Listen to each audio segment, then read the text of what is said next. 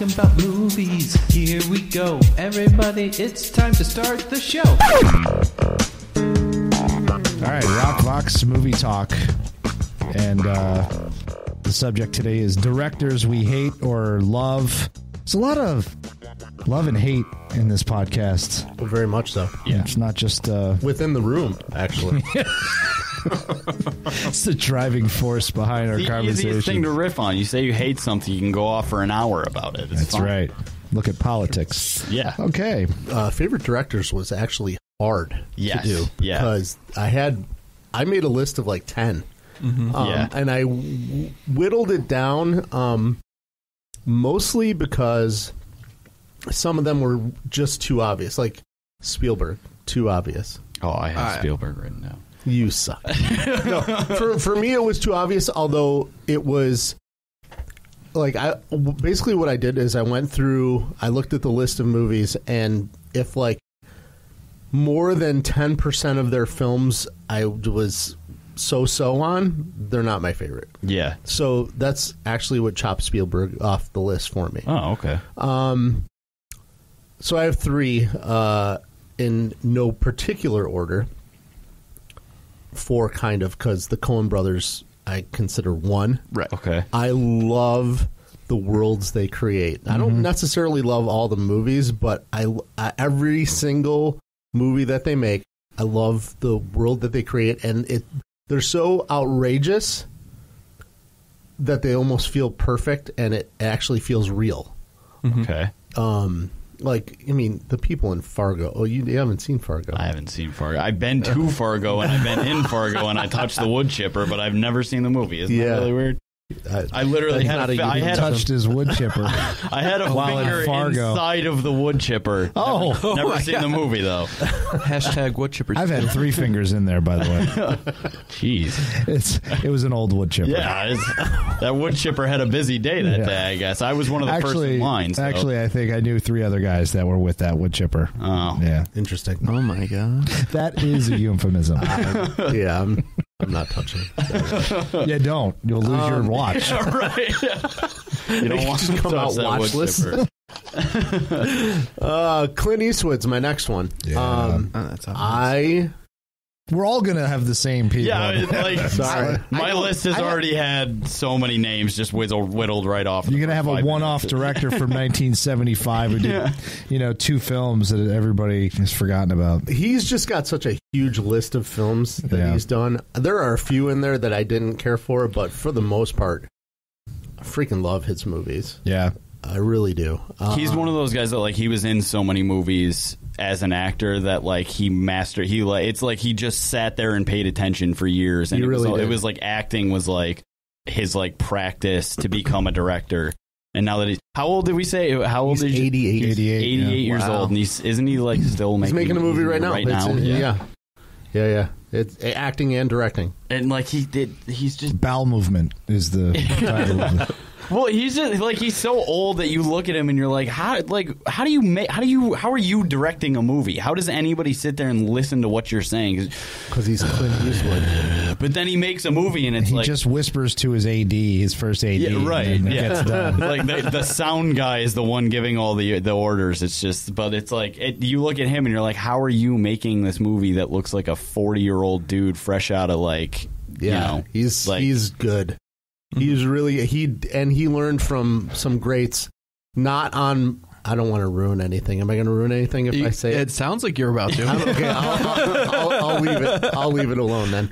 And then Chris Nolan. Oh yeah. Sorry, man.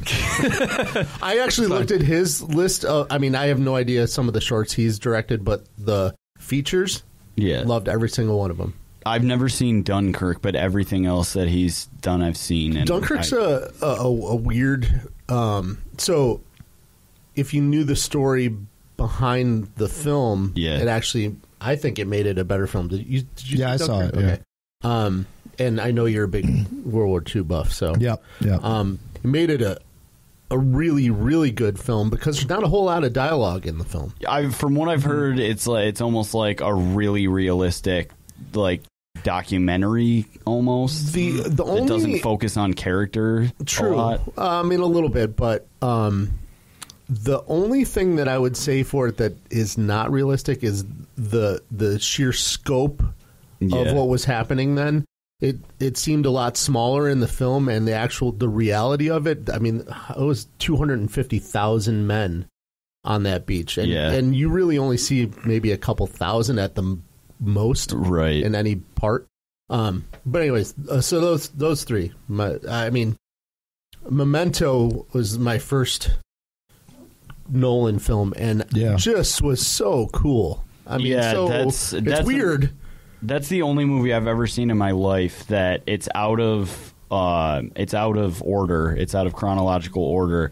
But you can watch it the way it's presented, and then flip it around, and you can literally watch that movie. There was a post on Reddit the first time I watched that movie. I looked it up, and somebody had been told about the movie, but did a social experiment kind of where they watched the movie scene for scene, but backwards, completely in reverse, and it was like still an enjoyable movie. That's the only movie that's ever been in existence that I know of that you can do that with. Right. And the fact that, like, how do you direct that? How do you write that? Yeah. That's like a math problem on a board that you're trying to explain to people. Yeah. And the fact that they understood it and made it a movie, and like you can sit there and watch, like, it's incredible. Totally agree. Yeah. That's my list. I'm sticking to it. All right. It's really good. It's a good list. Thanks, man. Yeah. Yeah, it was almost entirely my list. Yeah. Weird. Sorry. Well, you said go first. I wasn't going to go first. That's true. It probably would have been the same for all of us. All right, so I'll go next with my favorite. So I had, obviously, Chris Nolan. My first Chris Nolan movie was Batman Begins, and I was in 4th grade when that movie came out, so like it was really weird. Yeah, sorry guys, it was really weird. Every single week. It's sorry guys, you're old. My first experience with that movie was like, why is it so serious? Why is this being taken so seriously? And then you go back and revisit it, and then obviously The Dark Knight came out, and it was just like, it's like Law and Order with Batman in it. This is fucking amazing. It's not. It's almost not a comic.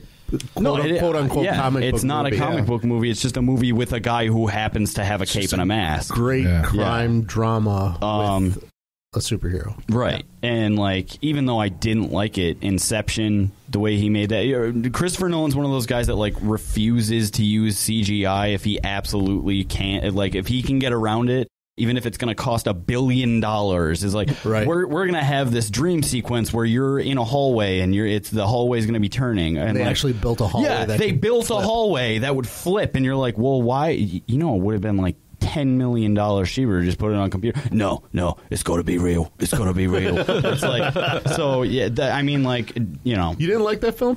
I didn't like it because it got once they were inside of a dream, inside of a dream, inside of a dream, inside of a dream, then it was like, what the hell is going on? I think it was a little bit smarter than it needed to be. I got you. And I'm not that smart. So it was really hard to once they went, and once you're starting to like put the dream on like squared, then I'm like, all right, I can't. It's getting really hard to pay attention to. Anyways, before we move on, I just wanted to shout out to Insomnia, because that is, I think, the most underrated Christopher Nolan film. That is a good film. That's a good film. That's a good film. It's also a very underrated Robin Williams performance. Yeah, it's like nobody ever talks about that movie with him in it. Yeah, everyone should go watch Insomnia. It's very good. Agreed. I have Spielberg because I think he's worth mentioning. It's very obvious, but I think he's worth mentioning just because of the sheer scope of the different movies he's made. Like, he's made horror, he's made action adventure, he's made dramatic, he's made war movies. It's like he's done like political thriller, like everything you can imagine. I agree. I like sports movies is the one thing I can't think of that he's done, but he's probably done that. So he's made 40-something movies. It's like, so he comes out with a new movie every year, it feels like. And it's like, you look at the movie and you're like, how did you get this done in a year? So I think just for that purpose alone, he's worth mentioning. Quentin Tarantino. He was on my list. That's on my list. There, I'll let Austin. He was one of the ones I chopped off just because there are a couple of films that I have a couple that nobody ever talks about. Denis Villeneuve. That's how you say his name, I think. But he did Prisoners. He did Sicario. He did the new Blade Runner movie, which I haven't actually seen because I liked it. I was waiting. I haven't seen it yet. I was waiting to see Blade Runner because I've never seen Blade Runner. But I don't really want to see Blade Runner that much. Okay. But I have to wait to see Blade Runner to see the new one to get stuff. You do. Yeah, so it's like I want to watch that one, but Prisoners, the one that he did with Jake Gyllenhaal and Hugh Jackman, I did not see that. Oh, dude, out of nowhere, this French dude just made like the most that is one of the most thrilling movies I've ever seen. As far as like edge of your seat, like you don't know what's going to happen next. Okay. And I'm actually opening up my Netflix queue to get it. Yeah. Okay. Yeah. Definitely, it's a great movie. He followed that up with Sicario. Not my favorite movie, but again, it's an entirely different type of movie. I liked Sicario. I hadn't watched it. But I've had it for a long time, and I watched it on an airplane. Oh, really? About a month ago. I bet you that made the pit of your stomach feel really good. It was great. Yeah, well, it's a great movie. It's entirely different from Prisoners, which was the only other thing he's known for. Yeah. But both of those movies give you that like pit of your stomach, uncomfortable feeling because there's so much tension in the movie. Building tension in movies is actually really, really hard to do. Because it's either the stakes are ridiculous or the stakes aren't enough, and he rides that perfect line of like making you feel like you're sweating with the characters, and I love that. And then he also did Arrival, which was my favorite movie the year it came out.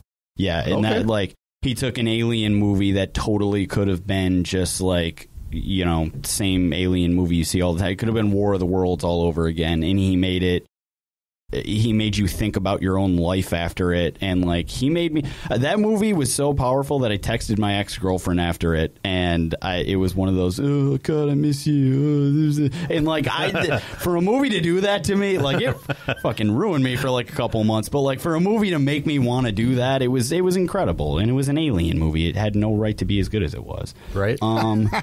Ben Stiller directed Zoolander. He directed Tropic Thunder, and then he also did Cable Guy.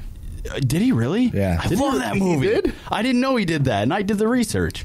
So he did The Cable Guy, and then he also did The Secret Life of Walter Mitty, which is one of my favorite movies, actually. Like, that movie's just gorgeous. Yeah. And it looks like it was made by, like, another guy on my list, Robert Zemeckis. And it's just, like, there's just these amazing tonal shifts in the movie. Yep. And there's a lot of, like, different scenery that's being played almost as a character in the movie, and you're like, oh wow, who directed this movie? You're like, Ben Stiller directed that. I know. Movie. You're the like, guy what? who directed Zoolander directed that.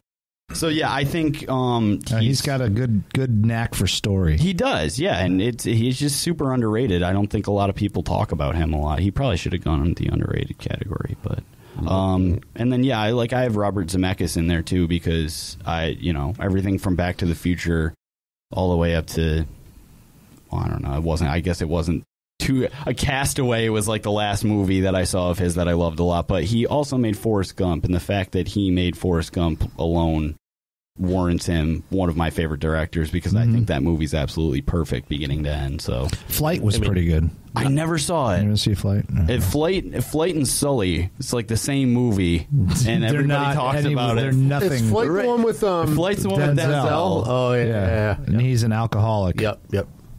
But like they're both about a guy who like screwed up. Do you see What Lies Beneath? No, I get chills thinking about it. Harrison Ford and Michelle Pfeiffer. Yeah. Oh no. Yes. That movie is sick. That was his like tippity hat homage to Alfred Hitchcock. Oh, okay. It is such a Hitchcockian movie. It's if you not. could say that. It's not. Can you say cockian? Hitchcockian. Well, this isn't the radio. Much so worse. Did you see Contact? One of my favorite movies of all time. I know Contact because it spawned everything else that I love. So. He also made Death Becomes Her, which we can forget about that one. Yeah, but Who Framed Roger Rabbit? Really? Mm-hmm. Directed a bunch from the Amazing Story series back on TV back in the 80s that I liked as a kid. Contact is one of my absolute favorite films up until like 15 minutes left in the film. Yeah, I agree. And then I agree. Freaking sucks. I agree. Yep, I agree. Well, what happened? I love that. So, I mean, you don't have spoilers. It's from 97. You can spoil the movie. So there's... Oh, come on. It's worth a watch. They get sent these schematics to build this thing to travel to this alien home world. She finally... Jodie Foster, thank you, finally actually makes the trip, and the alien contact is so bad. It's basically the alien takes the form of her dead father. Yeah. Okay. So that it's easy for her. Right. And it's just this cheesy dream sequence-y feeling. So it eliminates everything that was really smart about the movie. Yes, yes. I wouldn't go that far to say that. I see what they were trying to do, but the build up to that point.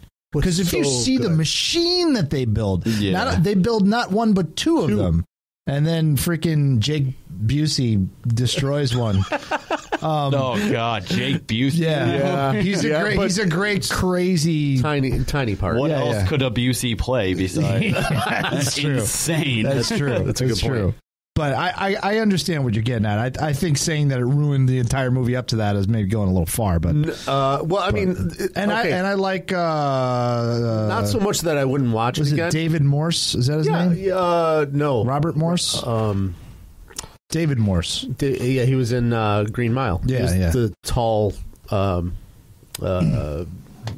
guard. Brutal. Yeah. Yes. No, he's one of my favorite character actors. So I agree.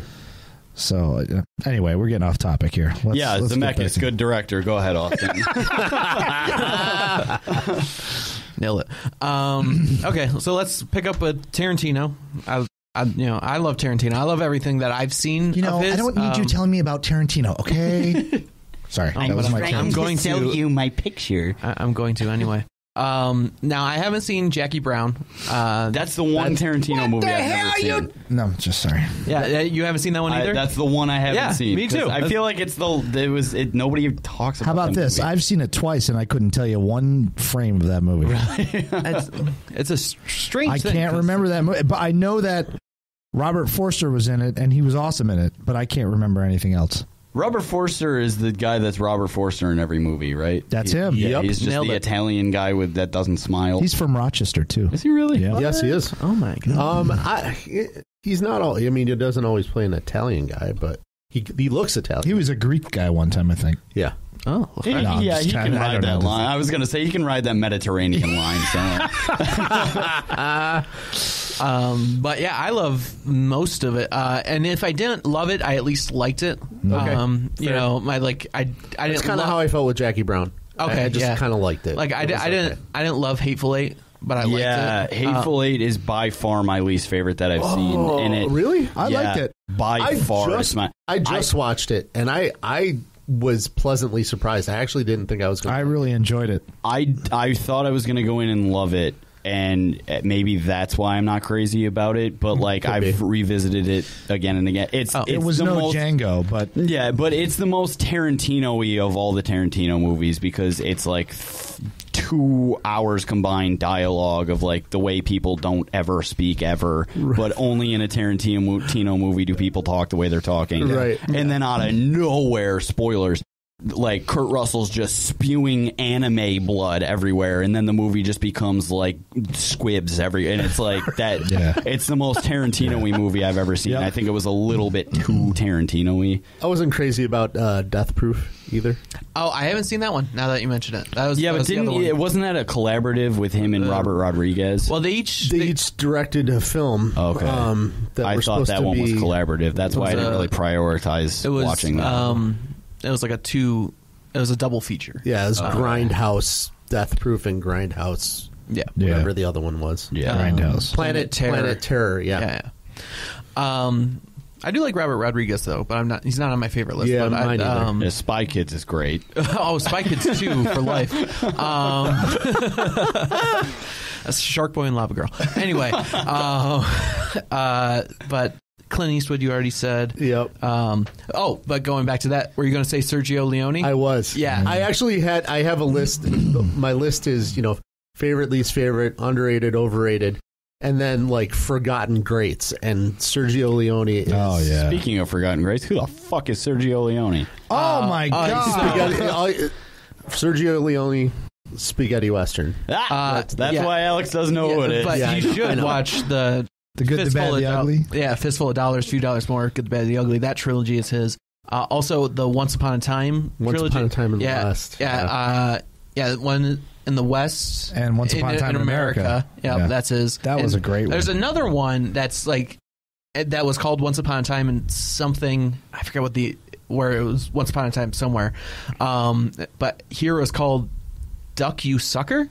Yeah, Duck, you sucker. Yeah, and that's like considered to be like the third. It wasn't like an auto-corrected iPhone sentence, like "Duck you, sucker." Yeah, like that's what I thought you were getting at. No, like it was. But that's another one that's very good. I'm sure that's a movie somewhere. And it's just a different apostrophe placement. It's Sergio Leone, and anyway, you should watch his films because they're excellent.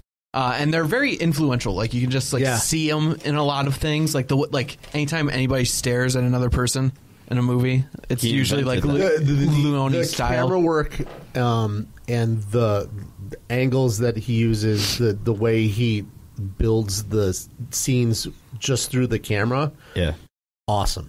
And you know that Clint Eastwood was taking notes the entire time because you can see it now. That's what I was. You can see it in his movies now. Yeah, that and the dirty. Who's I'm drawing a blank. Dirty Harry director. I don't know who directed that. Now that I think about it. But I saw a lot of Sergio Leone influence in Breaking Bad. If you watch Breaking Bad, that's like a ton of Don Siegel. Yeah. Thank you. Don Siegel, yes. Like the silence in like Breaking Bad scenes just feels very Leone-esque because it's always building toward something. Yeah. So that's he's among my favorites. I already said Christopher Nolan. Sam Raimi. I'm going to put out Sam Raimi. Yeah. I like Sam Raimi. If you're into that, I don't love all of his films, but I like him. Yeah. Which I don't disagree with that. Helps. I like his approach to movies, and that he doesn't take them as like an art form. He just is like, no, I make movies for audiences, and this is how I do fun, it. And like I'm like, okay, cool, and I like the way he does it. A Simple Plan was a fantastic movie. Did you see that? I Simple Plan with Billy Bob Thornton. Oh, got to see Billy that. Bob. Sam Raimi did Evil Dead, right? Yep, he did Evil Dead. I don't like Evil Dead. Did you? You're either on that cult bus or you're not. Yeah, and I'm really not. Like I watched it, and it's. I mean, I get it's supposed to be what it is, but like it's like not enjoyable to me. Like it's so over the top. Did you watch just the first one, or? I've seen actually my first Evil Dead movie was Army of Darkness. Oh, see, that's and I don't even think that was Sam Raimi. No, I think it is. Was it? Yeah. But and then I watched Evil Dead as an adult, and I was like, no, not for me. Okay, I like the over the topness. I like the way he does it. I like the Spider-Man movies that he did. He did the Tobey Maguire Spider-Man. Spider-Man 2 is Spider-Man 1 and 2 still good. Not Spider-Man 3. Spider-Man 3 we don't talk about Spider-Man. Right, but Spider-Man doesn't exist. Spider-Man 1 and 2 I thought were really good. I don't disagree. And you could I felt like Spider-Man 3 was a lot more studio intensive. You would think, though, after two big films, that he would have more autonomy rather than less. But from what I understand, Venom was a studio note. Yeah, a lot of the problems in Spider-Man 3 are because Venom, and he did he's like, how does Venom work? Does it make him emo? Does it give him the emo bangs? Let's do that. That's one of those movie scenes where it's like you really think about it. It's like they filmed this. A lot of people were around to watch this. Where he's doing the fucking dance down the street, and it's like, it's and he's so like, bad. It's like so bad. There were many people watching him do that, and he did it and was paid for it. And God, that's a different podcast altogether. Honestly, I probably wouldn't have said Sam Raimi if all the other ones on my list weren't said. Already said. Sorry. But I liked him enough. I'm going to say him anyway. And then Martin Scorsese, my last one. Yeah. Okay. I have Scorsese elsewhere on my list. Oh, okay. Oh, dear. Oh, really? Yeah, stay tuned. I don't think it's going to be underrated, so that means it's going to be something else. All right. Scorsese. Yeah.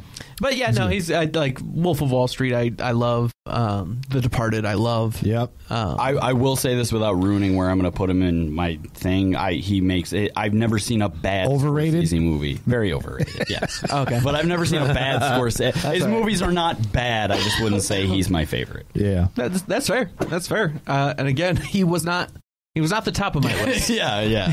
But He was on your list by necessity because we ruined the rest of the list. Yes, exactly. All right. That's all I got to say about that. Oh, okay. I have some. Oh my God. Somebody was doing some work while we were talking. Yeah. So, the whole time you guys were talking, I was going, yep. I was just looking for stuff to talk about. So, one of my all-time favorite directors is... Looking at my list. One of my all-time... Actually, I'm gonna save that for last. So, one director that I can't stand because Hey, we're not on that yet. Oh, is that enough? Oh, okay. Yeah, we're doing category by Unless category. you want to start that topic. No, you can. Might as well finish up what you guys started. Well, isn't that where we're going right now? Well, I want to say who I like. Dang it! Then do it. I thought you were moving on. You just gave Steve a boner, so you're gonna have to tell the rest of us now. It's the most excited I've ever seen him. Well, he wasn't the one I was going to talk about, but he's on my list of favorites. Okay. But one of my all-time favorites is Terry Gilliam. Oh, yeah, okay. Just because he's just crazy. He is. He's just insane. Nuts. And you really have to want to, like, when you go see a Terry Gilliam movie, you have to want to go see a Terry Gilliam movie. You have to be like, you don't go on a whim. Invested in, you don't go, hey, let's go see a movie. Brazil. That sounds like fun. You sit down and watch, you're like, Jesus, what the hell's going on here? Yeah. I mean, just in the sets is just, if you find a Terry Gilliam movie that doesn't have shit everywhere on set. Yeah. In the production design is just crap tubes.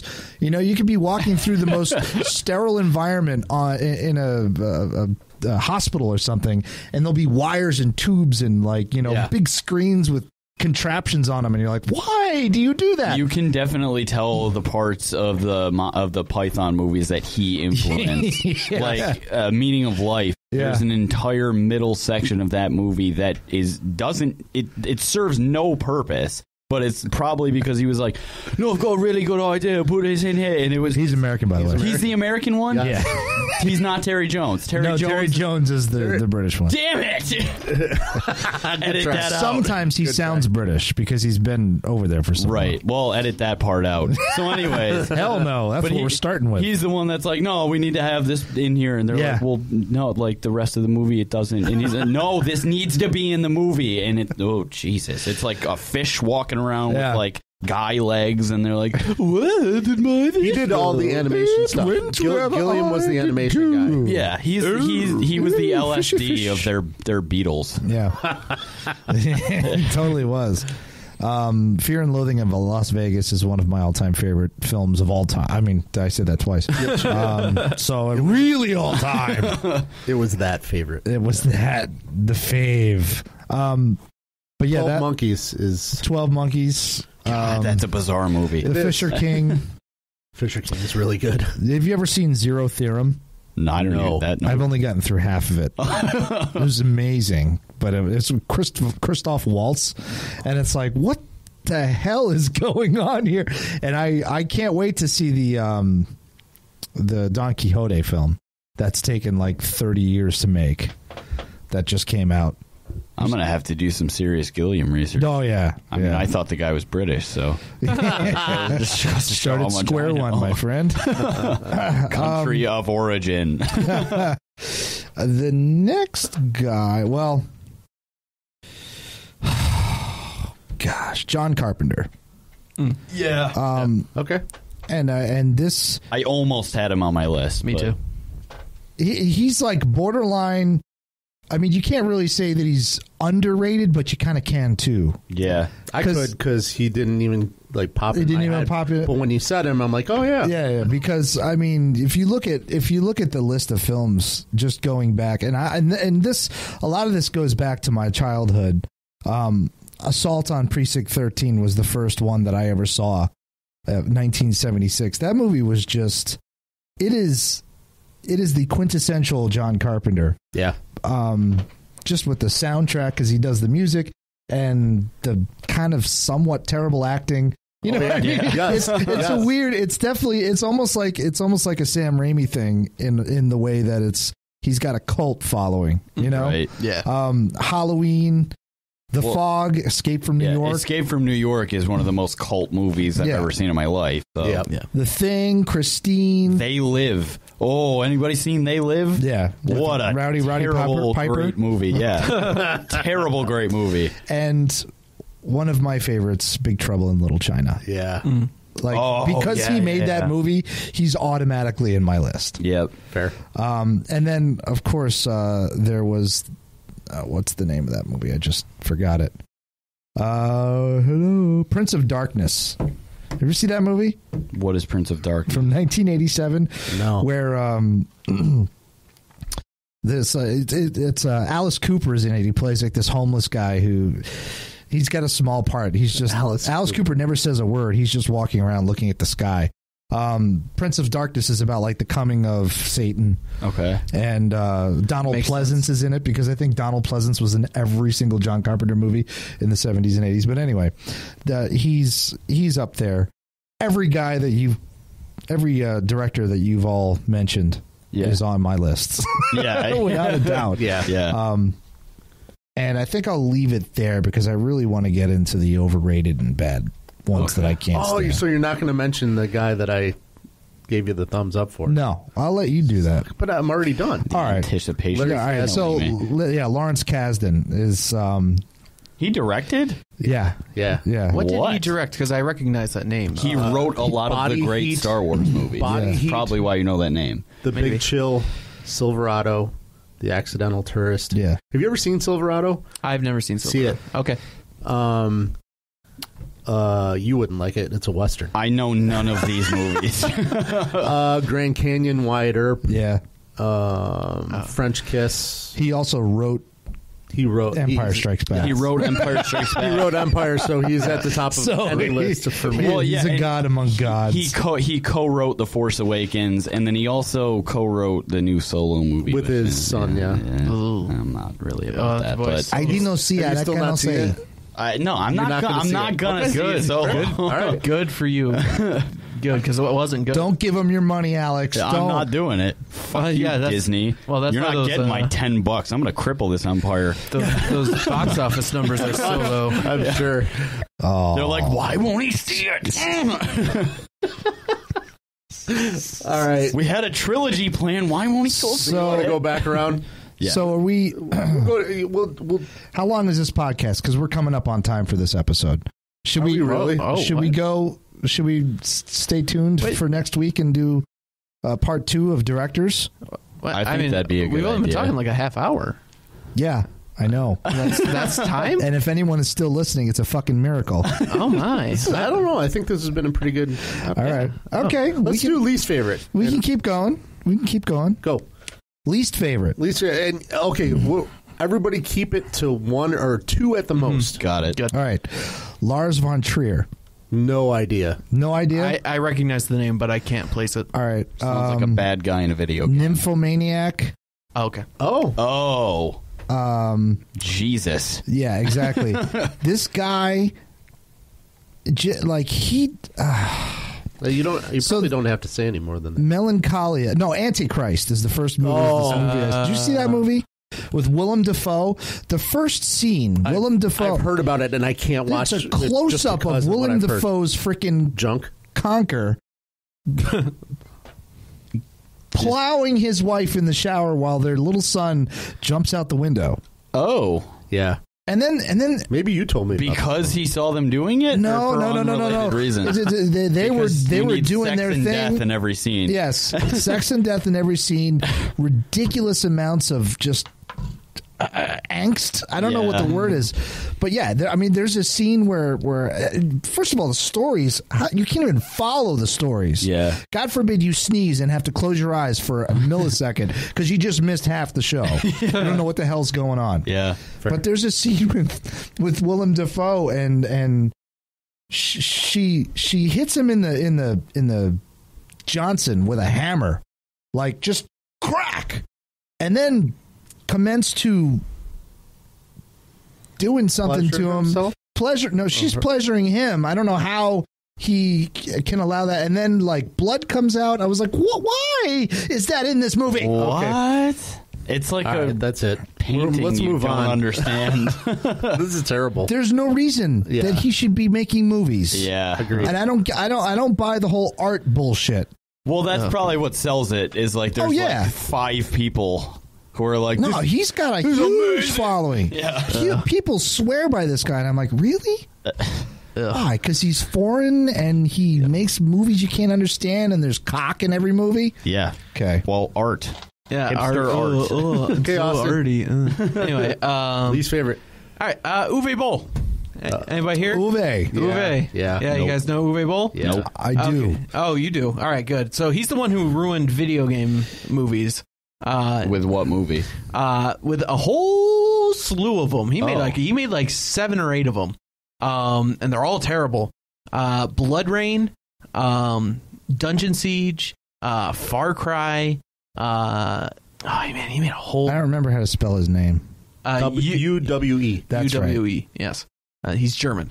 And I think, and Fucking you know what? Nazi. More than like just that those movies are terrible, and like he got like good actors to be in them. Like Ben Kingsley is in Blood Rain. Oh wow. Yeah. Though Ben Kingsley's been in some shit movies in the last 10 years. That's true. He is definitely his like perception of what a good script is definitely waning. The money grab. I least favorite Marvel movie, Iron Man 3. Anyway, but anyway, Uwe Boll. The reason I really hate him is that Please tell us. The way that he made movies was through a tax loop in German tax laws. Like somehow there was a German tax law. Like at some point they wanted to like promote German cinema, so they made this tax law where like if you make movies through their like program, if they lose money, the German government would pay the difference of like the cost of the movie. Like pay what you lost. That sounds like a very broken system. Yes, and everyone forgot about it. Nobody was doing that until Uwe Boll. How do you forget about that? Yeah, right? Somehow Uwe Boll, like, looking through the tax laws, I was like, what? I can do whatever I want. And he did. He did. He's the reason that law is no longer a thing in Germany. Because he would, well, maybe he's the best director in the world for that. He would use it to like import like these American actors or whatever, or like Jason Statham is in one of them. Like I have not heard of one of these films in his repertoire. Yeah, they all bombed. They were wide. But he made a fortune, apparently. Yeah. Oh, he took advantage. You know, I heard he didn't hire any Jews to work on his film either. Meshuggah. He did make a film called Auschwitz. I don't know if that he did. He also made a film called Blubberella. He's got a Blubberella? Blubberella. It's about a fat chick who, whenever she walks, the ground explodes. Anyway, and then she kills people with a sword, I think. Anyway, these are real. Wow. I don't feel so bad with my comment. Yeah, right. So Uwe Boll is just an affront to film, and everyone should know that he's an affront to film. And he's an affront to a lot of things. Okay, well, if I have to come up with, I'll go with one least favorite. I gotta say Wes Anderson. Like, if I that was next on my list. Really, yeah. Like I'm not. You cross this line and you die. I'm not kidding. Like if I see his name, I don't even have to see his name is attached to something. If I see the first 5 seconds of the trailer, it's Wes Anderson because what's his name? Who's the guy that's in all of his movies? It's not Bill Murray. Edward Norton is being weird in the movie. Oh, it's a Wes Anderson movie. Owen Wilson's looking at the camera and saying, wow. It's a Wes Anderson movie. Like, the sets don't make any sense. The sky's yellow. Everybody's in a Boy Scout costume. Whimsy. Why? Yeah. What? Exactly. Whimsy. They sit down in a room with Wes Anderson, and they're like, all right, boss, what's our next movie? You're not going to get me to hate his films. Oh, no. Well, it's like the first word of every script of his is whimsy. That's exactly what it is. And it's like, how can we take a story? Let's take a story about brothers, because every single fucking movie is about a group of brothers. Let's take a story about brothers, and then we'll write it really well, and then we'll take out all the great things in it and make it so impossible to stare at for 2 hours that you hate yourself by the end of it. I'll you know what? I can empathize with your pain. Bottle Rocket, when I saw Bottle Rocket, it literally changed my life. Same. It literally changed my life and how I view filmmaking, and how it made me want to really... That and Clerks, like that whole... Dude. That whole, like, we already have an episode of this? Yeah, we did. From 92, 93, like pretty much the whole 90s. I wish I would have actually done something with all those feelings that I had about great movies. Ditto. But Bottle Rocket, Rushmore, and then The Life Aquatic. Those three films, I were just like, oh my God. But I understand what you're talking about, because after that... I get it. For me, just because... Darjeeling, I didn't get through. Moonrise Kingdom, I know I saw and I liked. I can't remember it. Grand Budapest. Yeah, Grand Budapest. I liked it, but I still didn't get through it. It's just, and that's it. For me, I'm really big on, just because you're doing something original doesn't mean you're doing something good. I think that that's what drives his movies. Is literally no one's ever seen this before. Well, maybe it's because it's bad. I'll leave it His at that. bank account says otherwise. Oh, yeah. No, I mean, any of these people I could shit on and say they're not as good as other people. They're 10 times better at it than I am. I'm nobody. But, you asked me, so. Coming soon. The Last Whimsy. The Last Whimsy? Wow. Go ahead, Steve. Michael Bay. Okay. Also on my list. See, with me, I don't really need to say any more than that. With me, I think he makes beautiful films. That's the thing. I don't think they're bad. like Zack Snyder. I don't think he's a bad. Well, he's a bad director. I think he would be great in the sunset. He would be great as a cinematographer instead of a director. Agreed. Like Zack Snyder. Zack Snyder is on my list. Agreed. Yeah. Oh, elsewhere. Geez. Yeah. Okay. But both of them are kind of in the same. Whereas, like, if they were in charge of how the camera moves and what the camera's picking up after the director has said what he wants and the tone he wants, right? Those movies would be great. Yeah. Actually, there's one Michael Bay movie that's in my top 100. It's called Pain and Gain. Oh, I love that movie. I think it's the one with The Rock and The Rock. Mark. Mark Wahlberg and I can't remember the other. Anthony Mackie. Mark as well. Rebel Wilson. But it's a ridiculous comedy about. Yeah, I know what it is. A real murder. Yeah, but the way that it's just a really good movie. It's a funny comedy. No, it's not. And I think it's a funny comedy, but Austin's been shaking his head for like 15 seconds. But I mean, it's also because there's not stuff blowing up the whole movie. So if you ignore everything besides Pain and Gain, yes, Michael Bay is a terrible director. I don't like it because it's Michael Bay's Pain and Gain. Like that's how it's. Oh, really? Yeah. That's my 1A, 1B, and we honestly don't have to elaborate on it. Yeah. George Lucas. Oh, yeah. Come on. George Lucas is a good story consultant. Again, a great person who would be He's good. He's a great financier. Exactly. And he would be great on how to teach you how to market your movie. Yeah, but he's a good idea man. He's a good idea man, but not the idea man. Except for the idea for Indiana Jones 3. Did you know that Michael Bay was an uncredited production intern on Raiders of the Lost Ark? No. Well, he must have been like 20, right? All right. Where are we at with time? Can we just finish it? I feel like we're just moving right along now. We're good now. I do want to say overrated and underrated. We're just going for an hour. That's fine. Just go for an hour. Fuck it. Overrated. Francis Ford Coppola. Okay. Yep. I have not seen enough of his movies to know the difference, but he's very up his own ass. Yep. He's overrated in the sense that he thinks he's the best. Francis Ford Coppola possibly. I don't honestly know if he was the casting director of his films. If he chose the actors, he chose great actors, and that was it. Right. And he got really lucky with the rest of it. Right. That's why he makes wine now. And then 1B is James Cameron. Yep. And his films. I agree. Titanic. Titanic had no business being the movie it did. Or Avatar, the top 2 grossing movies. I hate Avatar. Avatar is so dumb. I know you do, but Unobtainium. Of all his films, honestly, I think my favorite. So is Unobtainium hard to get? Terminator is the first one. Yeah. Is great. Yes, I agree. Yeah. That's it. I'm leaving it at that. Okay, good. Yeah. Oh, me now? Okay. Your turn. Overrated. I have Stanley Kubrick. That's my other He's one. terrible.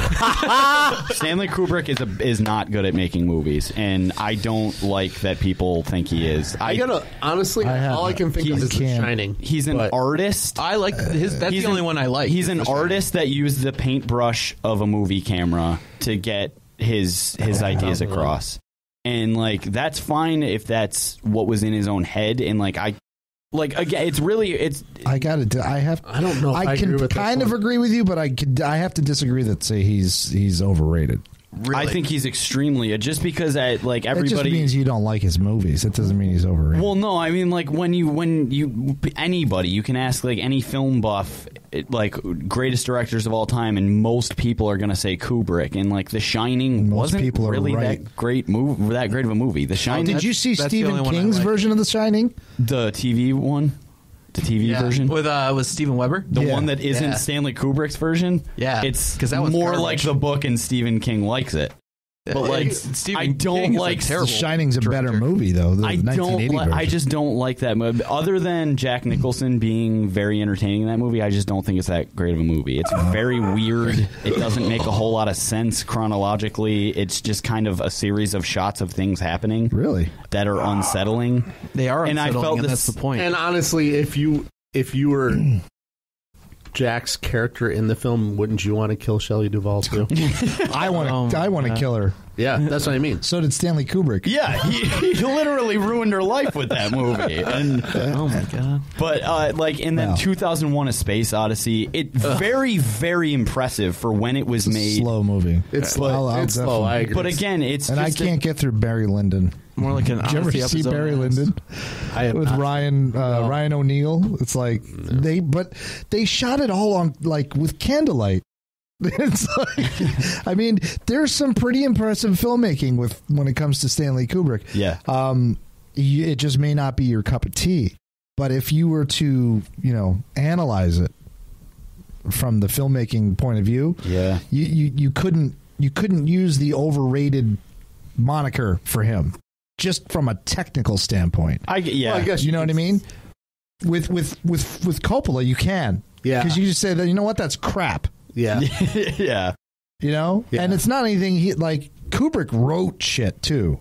And he designed the shots. Jacket was that was gold. Oh, I don't know. Just from me, I watch stories. I watch movies as a story. Yeah. And Kubrick's not. He's not a storyboard type guy. He just it's just a series of things that happen, and you watch them, and then you're left to decide what happened. And I don't like that. Yeah, I don't watch movies for the art project. I watch it for tell me a story. See, for me, directors that make a difference to me are directors that when you watch their movie, it's their movie. That's fair. You can watch. Yeah, you definitely know it's a Kubrick movie it's when you watch just it. Like it's a Wes Anderson movie, just like it's a Terry Gilliam movie. Right. Tarantino. It may or may not be a Michael Bay movie. It may be some other hack that's blowing shit up. Right. Sun flares everywhere. Yeah. J.J. Abrams nails the lens flare, though. J.J. Abrams does a good lens flare. Yeah, but those are all digital lens flares. That doesn't count. Lens flare in space. You didn't go up there with a camera and shoot that and wait for the sunrise. But I like Kubrick. I read a lot about him when I was younger, just his background. shooting photos for Look magazine when he was coming up as a photographer. And that really is what made him a filmmaker, because of his knowledge of the camera and how to compose a shot. So, like, I saw this breakdown about The Shining and actually all of his movies, with the way he takes parallel lines.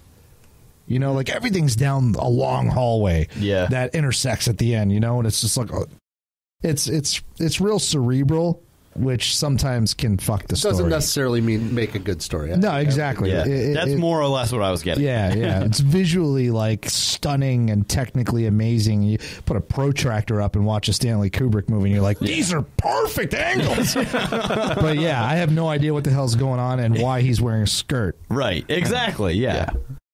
Eyes wide shut. What? I've never actually seen that, but like, I only know like, they're getting into some eyes wide shut shit up in here is just like a phrase when things get like freaky sex wise. Like, so I don't actually know what it's about. I just know that there's some sort of freaky sex shit in it. We should have did a guilty pleasure. Like filmmakers that we like, but we shouldn't like, and we're afraid to tell other people that we like. We can do okay next time. Next time. Awesome. All right. I don't know. Porn either, guys. Damn. Everybody's leaving. I don't know if he's necessarily overrated, but he does make a whole bunch of crap. Ridley Scott. Yeah, I think he's that's funny that you said that, because he was actually on one of my favorites lists. Oh, he makes some really good movies. Yeah. But he makes a lot of crap. Okay. And so it's one of those things where it's like, I don't know how much of it is him making the good movies, or if he's not that actually. That I mean, that's the Blade Runner guy. Yeah, I don't like Blade Runner. What? Yep. Oh, too slow for you? Yeah, and boring, and there's nothing there. Oh, it's empty. No, it's not. Yes, you're just not smart enough to see it. Oh, I get it. That's everybody's excuse for when I don't like a Shane Black movie. you just don't get it. Oh, the existentialism of the other androids have souls. I get it. It's boring, but I get it. Like, just, you know, it didn't. Anyway, I don't like Gladiator and Alien and The Martian are good movies. They are really everything good. else he's made that I've seen, I'm not really that good. Then suddenly it's like, Exodus, Gods and Kings. I'm going back through Black Hawk Down. I didn't see that one. I wasn't crazy about Black Hawk Down. Okay. I grew up with better war movies, though. Okay. That wasn't a war movie that when I saw it, it was going to resonate the way it needed to, I think. What'd you grow up watching, war movies-wise? Well, no, I mean, like, Saving Private Ryan was one of my first war movies. Like I said in the first podcast, Hamburger Hill was one of my first war movies, and boy, that's a doozy. Yeah, I didn't get through Hamburger Hill. I actually liked Kingdom of Heaven. I have to see that. It was okay. Cool. Yeah, I'll watch that. Was that with Orlando Bloom? It was. Yeah. I heard it was good. I don't remember. I don't remember movies anymore. What the hell's going on with me? Well, it's because Ridley Scott's overrated. That's why. Yeah. Okay. Okay. No, I think I was on set. You have did you already say an over? No, you haven't. Overrated? Overrated. You know, I was thinking about it because originally I was going to say something like Michael Bay, but it wasn't Michael Bay. Maybe Tim Burton?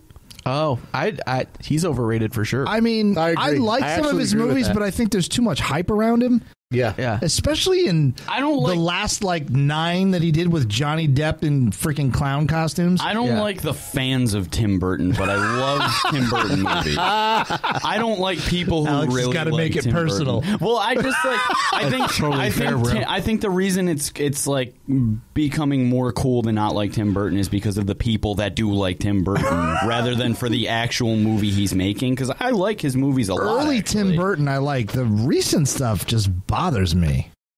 Yeah, I guess I haven't really seen. What's most recent? Yeah, Alice in Wonderland. Yeah, that wasn't that great. Miss Peregrine's Home for Peculiar Children. I didn't see that. Dark I don't Shadows. think anybody saw that movie. Dark Shadows. I guess the most recent, the one with Johnny Depp. Most recent Tim Burton thing I saw was Coraline, and that was a while ago. Was that actually him? Oh. I didn't think that was him. What? Coraline, or was it a Tim Burton production? No, he did The Corpse Bride, which looks like Coraline.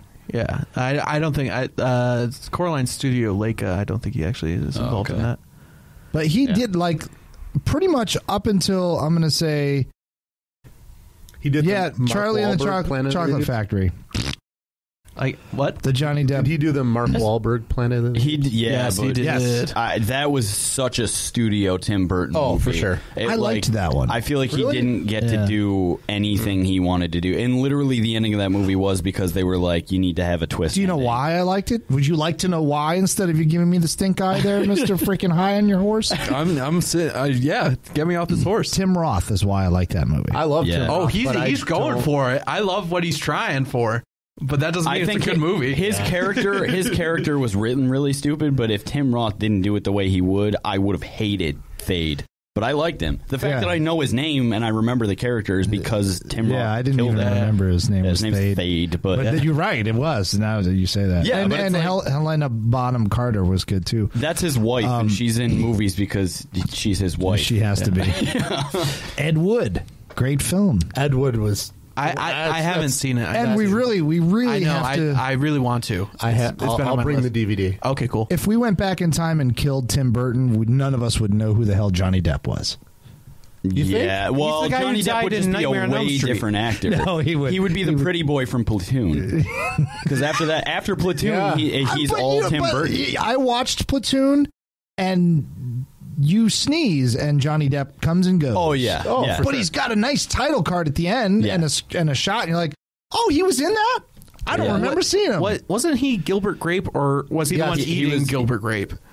Gilbert Rape? Nobody ate Gilbert Grape in that movie. That's not what it's about. No, the mother did. No, he's Leo was the hearted kid. Oh, okay. It's the R word. I know. Sorry. He's special. Okay, underrated. Okay, go. I only have one for this. I'm sure there are tons, but Rob Reiner. Oh no! What? I think he is. I hate you.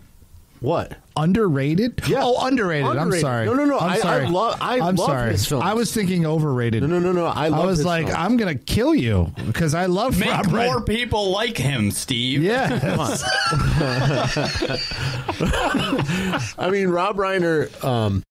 I'll just run through a few of them. This is Spinal Tap, Stand By Me. This is Spinal Tap and Stand By Me alone. The Princess Bride. Yeah. Yep. Wow. All right. When Harry Met Sally, Misery, A Few Good Men. Wow. American President, Holy Ghosts shit. of Mississippi. That's good poll. Yeah. Wow. He's excellent. I didn't know. The fact that all of us were like, wow. Yeah. It really means he's Turned us literally into underrated. Yeah, we're all. And he's great when he's acting in the movies. Totally agree Like- with that too. But seriously, like I looked and I'm like, holy crap, he directed that. He directed that. Yeah.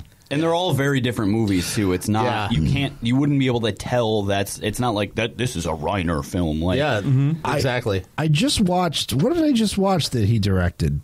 LBJ? I didn't get through it yet. I was watching. LBJ. Okay. Cool. Yeah, good. Alex. Good ball. no one's going to agree with me, and I'm probably going to get kicked under the table. But Zack Snyder, I really, really think he's very underrated. And like he's bad? No, like Because everybody gives him shit about all of his Everybody movies, so gives him- he has to be at least a little better than that. Well, everybody poops. Yeah, I guess so. Everybody poops on his movies to the point where it's like, did you actually watch the movie, or did you just see his name and you hate it? Have you seen Sucker Punch? Okay, yeah, Sucker Punch is a bad movie, but that's like that's like he his did the movie. 300. 300 is actually one of my favorite movies. It's a guilty pleasure movie, but I like it. To be Very fair, much. I do like Watchmen, but like he's not. I don't think he's a great director. I think for me, it's more I'm biased because I'm a huge comic book nerd and I read comic books almost every day. Same.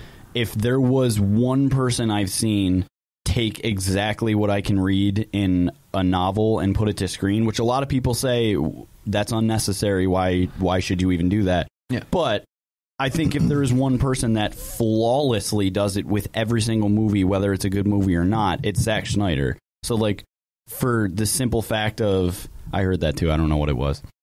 They're doing the floors upstairs. Oh, okay. Somebody really hates Zack Snyder up there. For the simple fact of like, when you watch his movies, it almost takes you out of any other type of movie you've watched, and you are now in the pages of a comic book. Stylistically, tonally, everything he does, I like. and I hated Justice League, but it's because they took most of what he did out of Justice League and replaced it with stuff that was very much not Zack Snyder.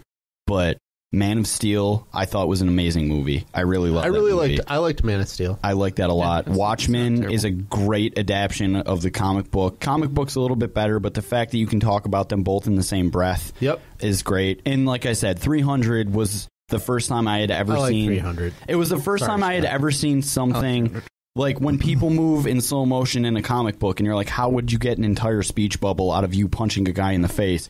He translates that to screen, and like everything looks so much like it should in the way that you should be looking at it. I don't know. I think he's very underrated. I don't think he's as bad as everybody says. He's not great. That's not a great director. Cool. But he's better than everyone says. Cool. All right. I'm going to go with Don Bluth. You guys know Don Bluth? Yes. Yeah, Don Bluth is awesome. Yes. And so, if you don't know who Don Bluth is... Yeah, name some movies. Okay, he basically brought animation back. Like, at the end of the 70s, animation was, like, dying. Animated movies were not making money. And then Don Bluth came out with The Secret of NIMH. Really good. That's a really good call. Way. Yeah, and then he came out with... I'm really impressed with you right now, Austin. All dogs go to heaven. Bluth. All dogs go to heaven, right? All Dogs Go to Heaven, The Land Before Time, An American Tale, Anastasia, Thumbelina. You just made me turn into a 5-year-old kid again. Yeah, Don Bluth, he was killed it. Dragon's Lair, the video game. Oh, did you hear they're making a movie? Yeah. Have you seen like the stills? It looks awesome. I'm so excited. I can't even tell you the amount of quarters I used playing that game. I always got to the same part too. You didn't learn? No. Just keep stuck in and you have to jump. Do the same thing over and over again. My reactions were never good. That little flash would go over there and I'd go like that and he'd turn into a skeleton. It's so good though. But yeah. Wow, I never knew that studio had a name attached to it, and now I know it. Don Bluth directed them. And Don Bluth was a major part of my childhood. Even amongst even under like Disney, there's not a ton of like repeat directors. But Don Bluth directed a whole bunch of really solid animated movies. Yeah. And, some of them aren't great. Troll in Central Park, it's not a great movie. I like that one. Pebble and the Penguin, it's not a great movie. But I don't think I saw either of those. Dom DeLuise's voice makes me so happy. How can I not? And he's in all of those movies. It's like. Yes, but yeah, Don Bluth is super underrated because, and then of course his career ended because he made Titan AE, which was a huge bomb. It cost a ton of money to make, and that was basically almost Titan AE. Did that? Matt Damon. Yeah, that's why I came out in remember 2000. It was like the first. It was one of the first animation type movies to incorporate CGI with. Gotcha. Drawn stuff. Yep. Do you know what? Actually, one of the first ones was Great Mouse Detective. Really? Trivia. Yeah. The clock tower sequence. They animated computer animated the clockwork and then hand drew over the top of it. Huh. Yeah. We all learned something today. I like animation. Scott, you got one? No. All right. I guess we're ending there. All right. Oh, actually, I did have one other one, a list. Sergio Leone was remember I said Forgotten Greats? Mm-hmm. Akira Kurosawa is... Oh, okay. There's one. Yeah, Akira Kurosawa is probably the one director that even though I don't like watching it now in 2018, I don't like the movie, but I like it, but I can like it based on the amount of stuff you see that gets recycled from his movies. Yes. You can't ignore it. And it's like that's like the pioneer of filmmaking as far as at least an adventure movie goes, or an ensemble movie. Like the Avengers probably wouldn't really be the same way it was if guys like Kurosawa weren't doing it. Yep. I'm like Akira Kurosawa to make films. Okay, I don't make films, but if I did, they'd have a samurai. Okay. That's from the song. That's a bare naked ladies reference. Yes. It's freaking terrible. Yeah, it's been 1 week. Actually, you got something now? Actually, I would say that if there's a director that I think has a real chance to, if he were given the chance to do more, he could be really good, as Emilio Estevez. Really? I gotta look this up now. I didn't. There's a movie in 2010 called The Way that he directed with Martin Sheen. And it was really, really good. Oh. It was just such a good film. And I after I saw that, I wanted to see him direct more. And I think he should. Which movie? The Way. The Way. Huh. From 2010. It was with Martin Sheen, and it's about Emilio Estevez plays his son. That was a stretch.